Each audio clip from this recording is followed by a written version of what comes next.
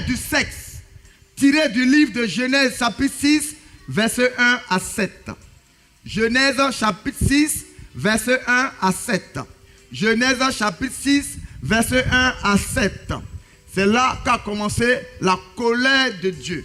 C'est là qu'est descendue la colère de Dieu. Sinon, Genèse 1, chapitre 2, chapitre 3, chapitre 4, chapitre 5, Dieu n'a pas encore décidé de frapper l'humanité. C'est à partir de Genèse chapitre 6 que Dieu a pris la décision de finir avec l'humanité en écartant, bien sûr, Noé et sa femme et ses 3 enfants et les 3 épouses. C'est à partir de ce verset, de ce chapitre, que, waouh, la décadence humanitaire, la chute humanitaire va s'annoncer. Mais qu'est-ce qui s'est passé? Et puis il va y avoir chute.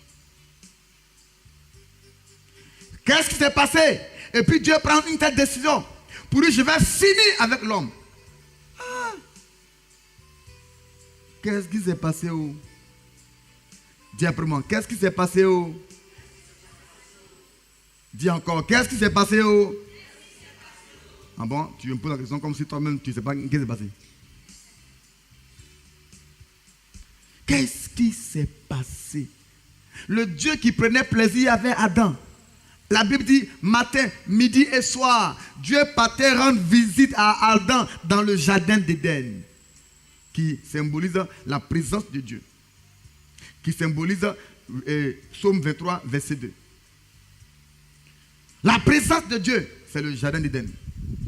Si tu demeures dans la présence de Dieu, tu ne manqueras de rien. Si tu demeures dans la présence de Dieu, tu es dans le vrai pâturage de Dieu. Ah. Si tu demeures dans la présence de Dieu, aucune maladie. Oh, regarde ta main. Il dit bien aucune maladie. Aucun signe de pauvreté. Aucun signe de malédiction. Aucun signe de blocage et d'échec. Aucun signe de stérilité. Pourquoi? Éden veut dire la vie. Éden, la vie. Éden, la vie. Quand tu es dans la vie de Dieu, quand tu es en parallèle avec la vie de Dieu, waouh! La vie de Dieu, c'est la nature de Dieu. La vie de Dieu, c'est la nature de Dieu. Et la nature de Dieu, c'est sa vie. Waouh! C'est l'Éden. L'Éden. Éden. E-D-E-N. Éden. Éden. Écoutez bien ce message. Le mystère du sexe. Pourquoi est-ce que Dieu n'a pas mis le sexe au niveau du front, de la tête?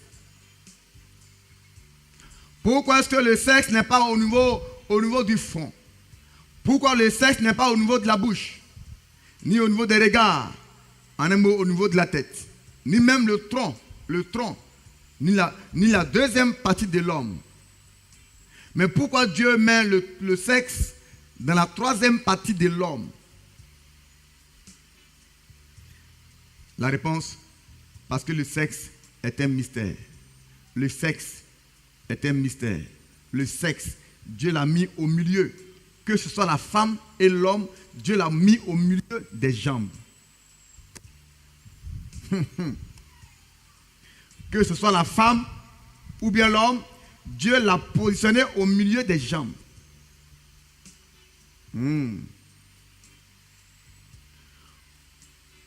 Pour vous dire, ce n'est pas une chose facile à découvrir. Vrai ou faux? Ce n'est pas une chose facile à découvrir. Quand la femme ferme, quand elle joint ses 2 jambes, on peut voir son sexe. Quand l'homme aussi ferme aussi, plus aussi, on peut voir son sexe.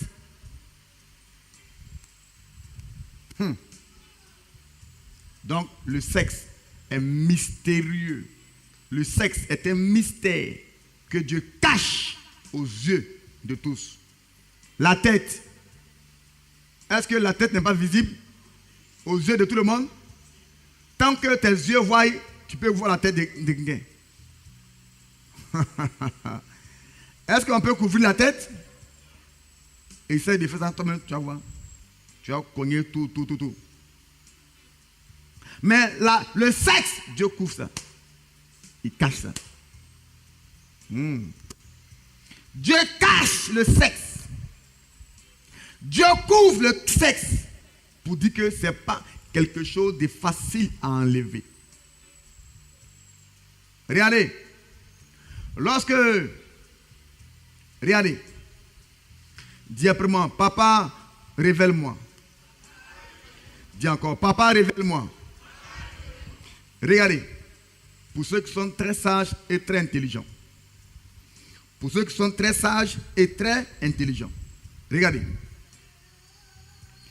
Qu'est-ce qui amène Dieu à tuer un mouton, à enlever la peau du mouton et à habiller Adam et Ève?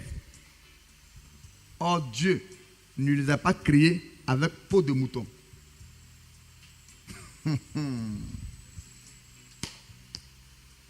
Dieu m'a dit de ne pas trop pousser à cause de votre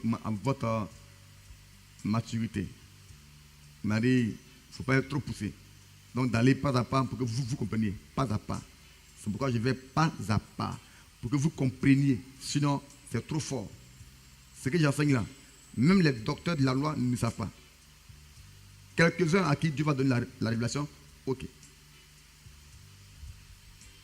Même les docteurs. Donc il faut aller pas à pas. Même certains pasteurs vont dire, non, quel sacrilège, safoulaï, papa, c'est trop dur, papa, à accepter. Moi, je ne crois pas. Certains pasteurs vont dire ça. Pas mes pasteurs. Parce qu'eux croient en moi. Alléluia. Dites-moi, avant, ils étaient nus. Et puis, il n'y avait pas de problème. Tout allait bien. Le fou qui marche dans la rue, c'est toi qui fais ça. Sinon, lui, il est en paix. Hein? Il est en paix. Et même aussi la folle aussi est en paix. Mais c'est vous qui êtes gênés. Voilà paille. Tu es en train de découvrir. Quoi? Sa nudité. Pour dire que c'est quelque chose qui est sacré. On ne montre pas ça comme ça. Et ça veut ça, toi, tu joues comme ça.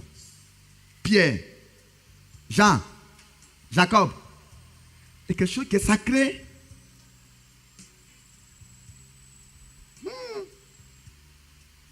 C'est quelque chose qui est sacré. C'est ça, tu joues comme ça.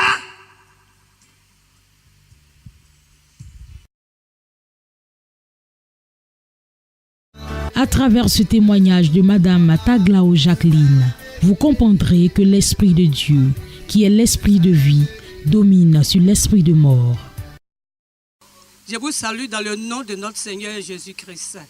Ma présence ici ce soir, je m'appelle Madame Boané Taglao Jacqueline. C'est par la maladie que j'ai connu la MITG. Depuis le décès de mon petit frère, après l'enterrement au village, 4 ans successivement, je suis tombé malade, je suis malade. Et la maladie se manifeste à partir de août jusqu'en décembre, je tombe gravement malade. Et chaque fois que je vais à l'hôpital, on fait des analyses, il n'y a rien. 4 ans successivement, on me piquait, je ne sais même pas, on traite rien. Jusqu'à ce qu'un médecin, il dit, mais la maman qu'on envoie ici toujours, qui est dans le coma, là, elle a quoi au juste? On fait le bilan, rien. Et la maladie persiste. La maladie persiste. C'est ça la chose, un jour. En cette année 2018, en tout cas, je sombrais. Et j'ai ma petite soeur qui est à Paris, qui a MITG Paris, qui m'appelle. Elle m'appelait, j'avais le désir même de mourir. Qu'elle m'appelle, j'ai dit non, ça ne va pas, c'est comme ça. Elle dit, bon, prends le numéro d'un prophète. Il s'appelle Oli David. Il est à la Selle-Mer. Je dis non, moi je ne vais pas à la Selle-Mer, je ne vais plus à l'église. Je suis fatigué. Chaque fois, c'est moi seul. Chaque année, c'est moi qui garde 1er janvier de la famille. C'est bon, je ne vais plus. Je n'ai plus fait quelque chose. Laissez-moi, je m'en vais. Elle me dit, mais tu vas où? Prends le numéro. Quand elle m'appelle même là, pour me donner le numéro. Je refuse de prendre son appel. En ce moment-là, la mort m'appelait. Il y a une voix qui me disait, il ne faut pas t'occuper d'elle. Ça là, c'est un faux prophète. Il ne faut pas arriver là-bas. Donc, il faut te coucher, tu vas dormir. Et je me couche, je dors. Je ne m'occupe pas. Celui qui vient de me parler de l'église, j'ai dit, ce n'est pas la peine. J'ai fait église jusqu'à il n'y ait rien eu dedans. C'est bon. Donc, c'est ça, le dimanche. Un dimanche matin, elle m'a appelé pour me donner. Elle insiste. Elle m'a donné le numéro. J'ai pris le numéro. Donc, je partais dans la douche pour me laver et je vois une horde de fourmis noires dans ma douche. Les fourmis même. En tout cas, j'ai dit non, ça là aujourd'hui, je ne dors pas ici. Fourmis dans une maison carrelée? Non, je n'ai jamais vu ça. Et moi, je suis en train de mourir à petit feu. Je ne dors pas ici aujourd'hui. Allons chercher l'église là. Donc, mon mari, qui ne croit en rien, il me prend, on se promène et on trouve le siège de la MITG. Arrivé ici, dès que Oli David m'a vu, il dit non, ça c'est un camp parce que c'est une mort programmée. C'est ton tour qui vient maintenant. Ta programmation est proche. Mettez-la au camp. En touchant Dame Taglao Jacqueline, l'homme de Dieu, le prophète Oli David, lui administre la vie de Dieu. La Bible nous dit dans le livre de Jean 10, le verset 10, « Le voleur ne vient que pour dérober, égorger et détruire. Moi je suis venu afin que les brebis aient la vie et qu'elles soient dans l'abondance. » J'ai fait mon camp, j'ai fait 3 jours, j'ai fait le camp normalement, comme ça se devait. Et au sortir du camp, je suis rétabli. Et aujourd'hui, je manifeste, je réalise que Dieu est présent. C'est-à-dire que ce n'est pas du jeu, c'est la réalité. Moi, j'étais morte et c'est ici que je suis venu et puis on m'a ressuscité. Parce que je n'éternuais pas, je ne rotais pas, je ne faisais pas les gaz. J'étais là comme ça, éperdu. Donc aujourd'hui, grâce aux prières du prophète Oli, je suis rétabli. Grâce à ces collaborateurs qui sont ici, tout le monde, l'ambiance est gaie. Quand je suis arrivé ici, ils m'ont accueilli. Ils n'ont pas eu peur de mon état. Ils m'ont accueilli. Chaque soir, c'est les prières. Aujourd'hui, Dieu merci, j'ai pris du poids. J'ai grossi. Moi-même, je sais que j'ai grossi. Et aujourd'hui, là, grâce à la MITG, grâce à Dieu et grâce à son serviteur Oli David, je déclare que je suis guéri. Je n'ai même plus peur de quelque chose parce que j'ai mon Dieu avec moi. Moi qui ne partais pas à l'église, mais je n'avais pas l'amour de l'église, ça a affermi ma foi. Quand je suis à la maison, même que je ne dois pas venir à l'église, je ne suis pas tranquille. Donc aujourd'hui, je suis redevenu une autre créature. Donc je rends gloire à Dieu, mais ce n'est pas du jeu. Je vous demande pardon, ce n'est pas du jeu. Moi, j'ai expérimenté la gloire. Donc il faut que vous aussi, vous l'expérimentez. Amen.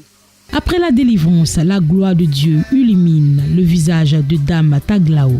Grâce soit rendue à Dieu qui nous donne la victoire par notre Seigneur Jésus-Christ. Alléluia, alléluia.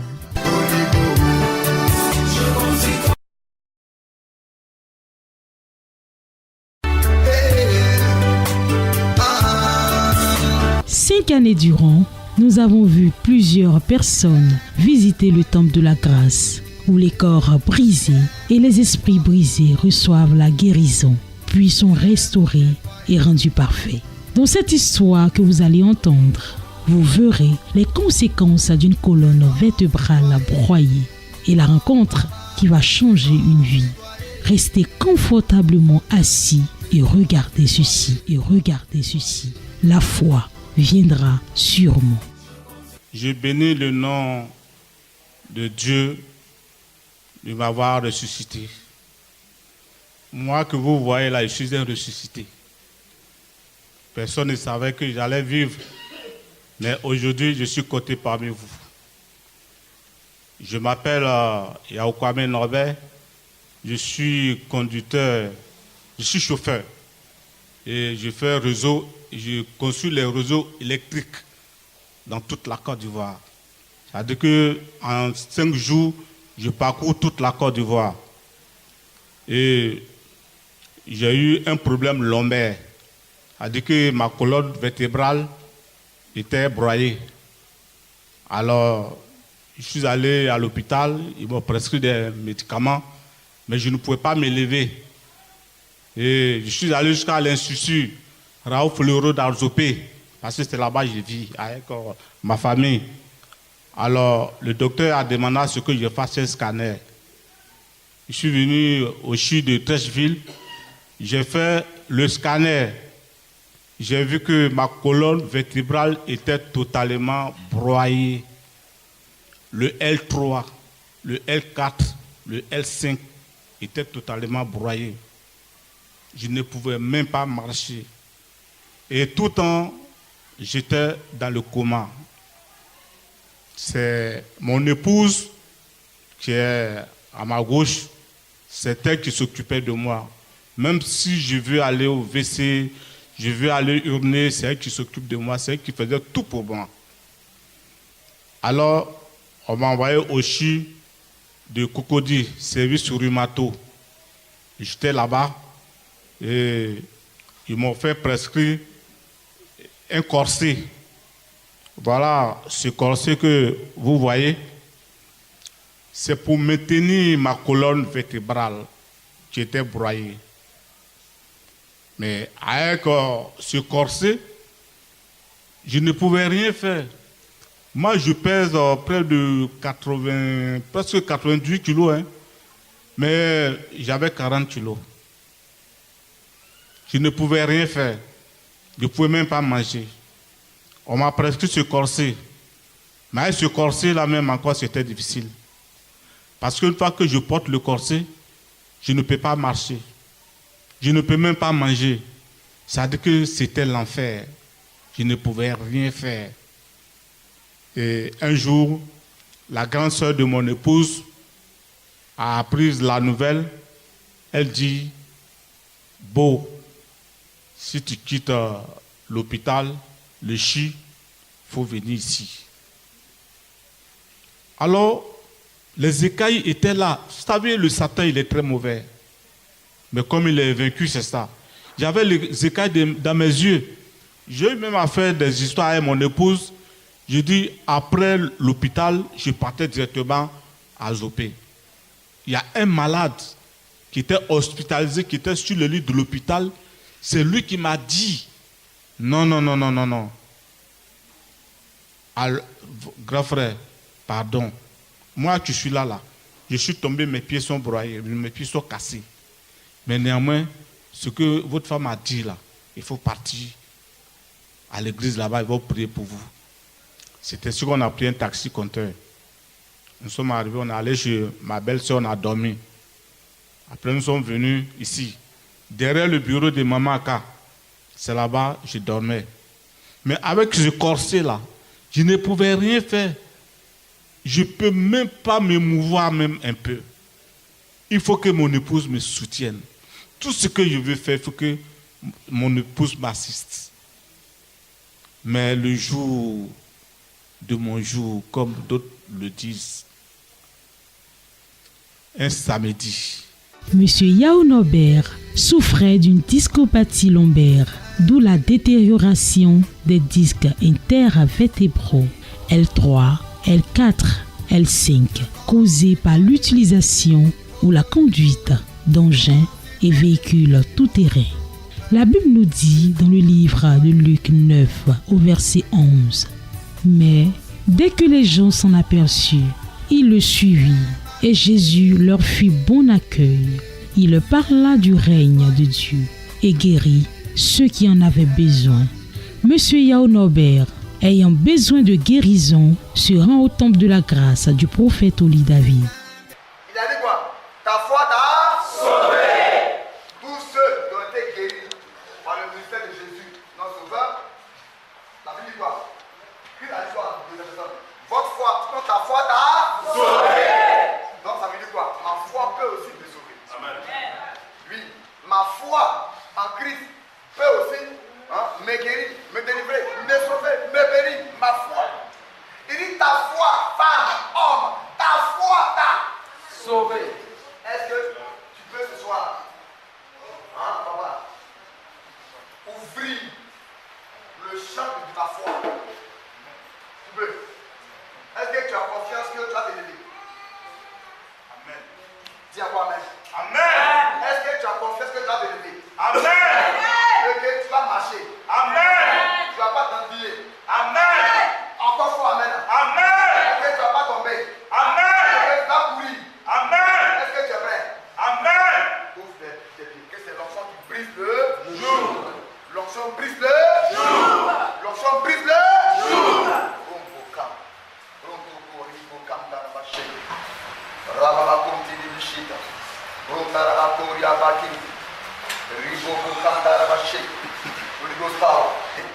Papa, toi-même à l'aise.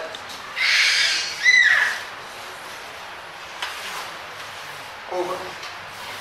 Reste tranquille. Ouvre. Ouvre. Amen. Dépose ça.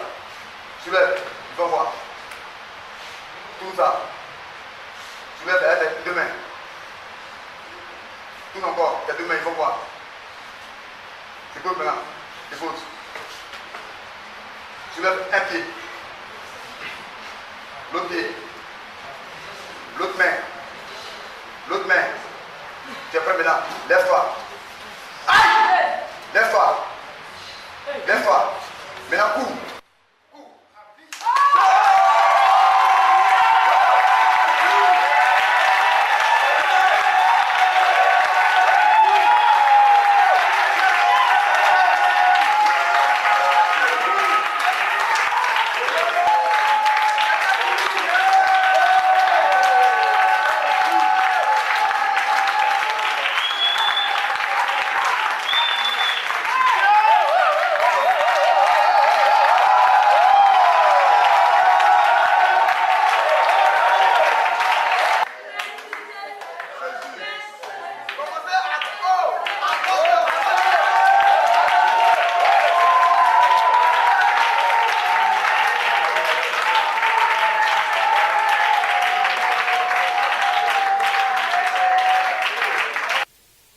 Papa, au lieu David, a dit à ses commandos de me soulever.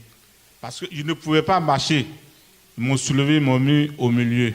De Dieu, il m'a dit, si je crois en Dieu, j'ai dit oui. Entre-temps, moi j'avais mûri une idée.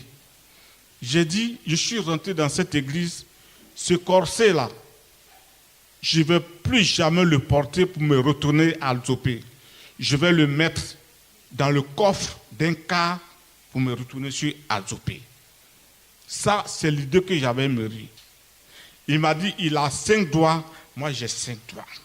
Si j'ai la foi, je vais être guéri. J'ai dit, j'ai compris. Alors, il a commencé, il a fait sa main comme ça. L'autre main comme ça. Il dit, écarte tes pieds un peu. J'ai écarté légèrement mes pieds. Il dit, lève-toi. Je me suis levé. Il dit, marche. J'ai commencé à marcher. Il dit, cours. J'ai commencé à courir. C'était l'apothéose. Alors, moi-même, je ne m'en revenais pas. Mais, je vais vous faire une surprise. Vous voyez?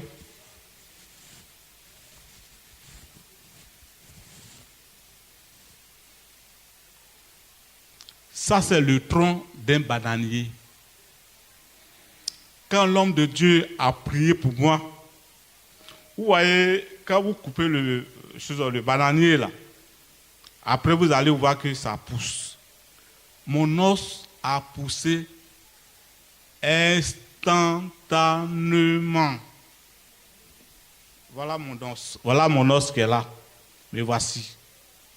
Et l'os a poussé instantanément, aller joindre l'autre côté, et puis, ça dit que, bon, comme peut-être c'est un mécanicien qui est venu, il a serré mes boulons et puis allez. Donc j'ai pu retrouver ma guérison.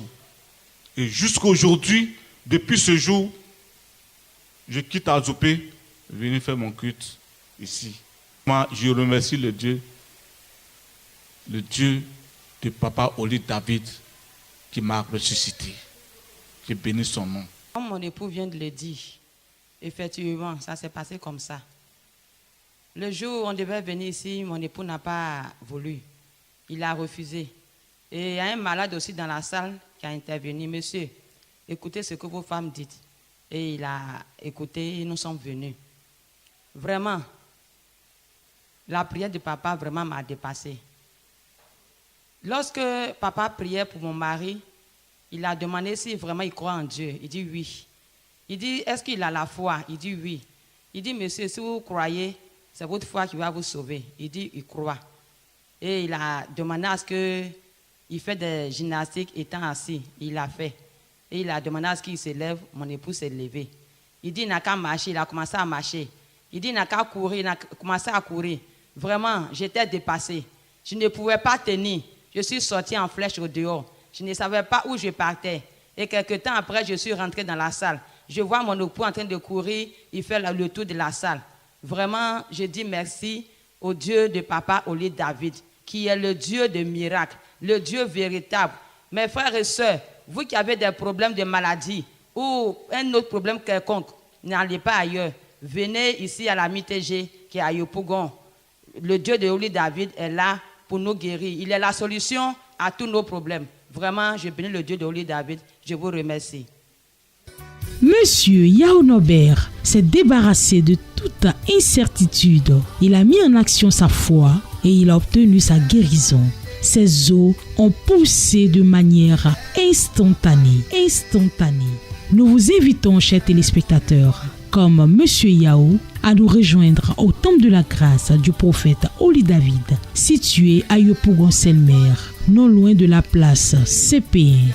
Car votre miracle est encore possible. Dieu vous bénisse. Si vous avez été béni par ce programme, contactez-nous aux adresses suivantes.